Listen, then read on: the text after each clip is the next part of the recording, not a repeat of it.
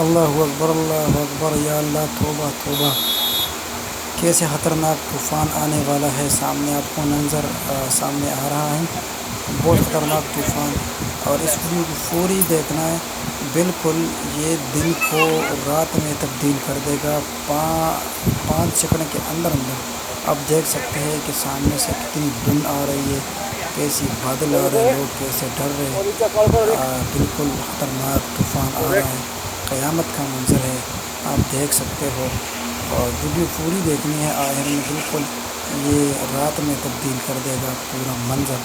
तौबा तौबा।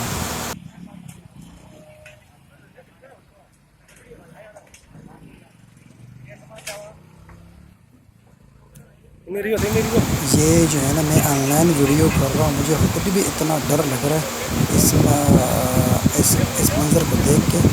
मैं तो बिल्कुल खौफ के मारे, मेरा बहुत बुरा हाल है। लेकिन ये वीडियो बनानी लाजमी है ताकि आप लोगों को दिखा सकूँ कैसा जो है ना ख़तरनाक बन गया ये मौसम। और बिल्कुल रात होने वाली है।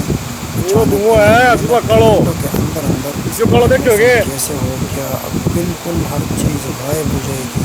जो मुझे लग रहा है बिल्कुल अंधेरा हो जाएगा, क्योंकि दूर दूर तक हमें नज़र आ रहा है बहुत ख़तरनाक हवाएं और ख़तरनाक बादल आ रहे हैं। या अल्लाह रहम कर दे, या अल्लाह रहम कर दे। तौबा तौबा।